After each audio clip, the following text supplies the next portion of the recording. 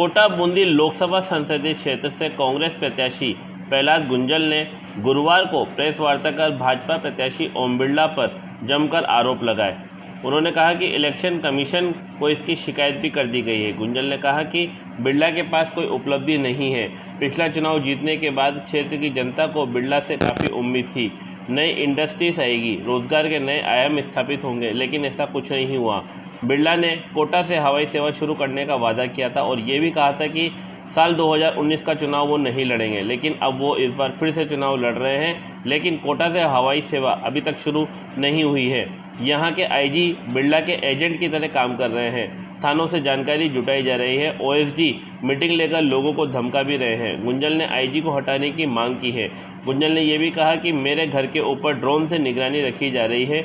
मेरे घर पर ड्रोन के जरिए बम गिराकर क्या मुझे खत्म करने की योजना बनाई जा रही है। बिरला और मदन दिलावर पर भी निशाना साधते हुए गुंजल ने कहा कि वो नहीं जानते कि सनातन क्या होता है और वो दोनों मुझसे बड़ा सनातनी और हिंदू नहीं है।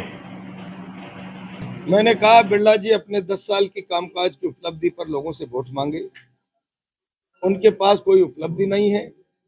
लोकसभा अध्यक्ष जैसी ताकतवर कुर्सी पे जाने के बाद जो कोटा ने जागते हुए सपने ताने बाने बोलिए, इंडस्ट्रियां आएंगी, इंडस्ट्रियां चलेंगी, आईआईटी, एम्स, सेंट्रल यूनिवर्सिटी जैसे संस्थान आएंगे, कोटा तरक्की की नई राह पर जाएगा। कोटा निराश हुआ कि बिरला जी ने जो सपने दिखाए कि 2019 का चुनाव ही नहीं लड़ूंगा, हवाई जहाज नहीं उड़ा पाया और बिरला एयरलाइंस ले आऊंगा। 19 भी लड़ रहे हैं और 24 भी लड़ रहे हैं। कोटा के बच्चे कागज के हवाई जहाज उड़ा रहे हैं।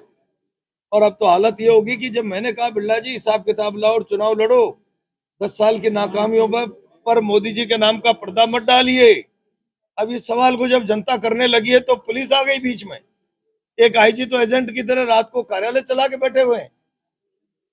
रात के 2-2 बजे तक आज कौन गया था, कितने लोग गए थे, सारे कैमरे लाओ, तमाम एसएचओ जिन जिन थानों में मेरा संपर्क है आ जाओ और उनको बुलाओ, संपर्क करो। और ओएसडी भाषण कर रहे हैं, मीटिंगें ले रहे हैं, लोगों को धमका रहे हैं। इलेक्शन कमीशन को बार बार मैंने शिकायत कर दी।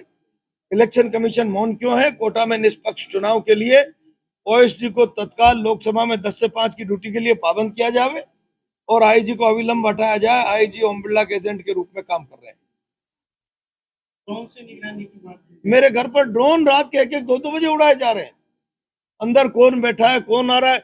मैं तो जब से कैंडिडेट घोषित हुआ हूं, सुबह 8 बजे से लेकर रात के 2 बजे तक हजार आप भी उस दृश्य देखते होंगे, वहां से निकलते करते हजारों लोगों का मेला लगा रहता है। तो आप ड्रोन से निगरानी करो तो क्या मुझे खत्म करना चाहते हो? क्या आप मेरे घर पर क्या बम गिराने की साजिश है क्या आपकी?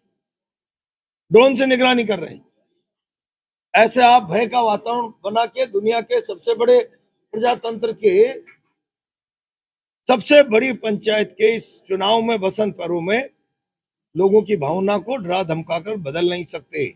आपकी नीति बताइए। आप कोचिंग के बारे में जो एक्ट आया उससे कोटा आशंकित है। बिल सही है तो उस पर बयान दो और बिल गलत है तो उस पर अपनी स्थिति स्पष्ट करते। आपने क्यों पारित करा दिया? आप लोकसभा अध्यक्ष हो और इसलिए आप केवल कुछ चीजों को पर्दे के पीछे रखकर भय का माहौल बना के एक दीपक शर्मा को जेल में डाल रखा है। कोई पोस्ट शेयर कर दी तो एक दिन एक थाने में 16 बच्चों को बैठा लिया। क्या आपने बिरला जी के विरुद्ध कोई पोस्ट शेयर कैसे कर दी? तो क्या आप डेमोक्रेसी के मुंह को बंद कर दोगे? सेंसरशिप, आजादी खत्म कर दोगे लोगों को बोलने की और सोशल मीडिया की? बिरला जी और मदन जी दिलावर मुझसे सनातन पर और राम के जीवन मूल्य संस्कारों पर बहस करना चाहते हैं क्या? मुझसे बड़े हिंदू और मुझसे बड़े सनातनी है क्या? तो सनातन की मार्केटिंग करके राजनीतिक लाभ अर्जित करना जानते होंगे। सनातन किसको बोलते हैं ये तो शायद ओम बिरला जी और मदन जी दिलावर की समझ के बाहर का विषय होगा।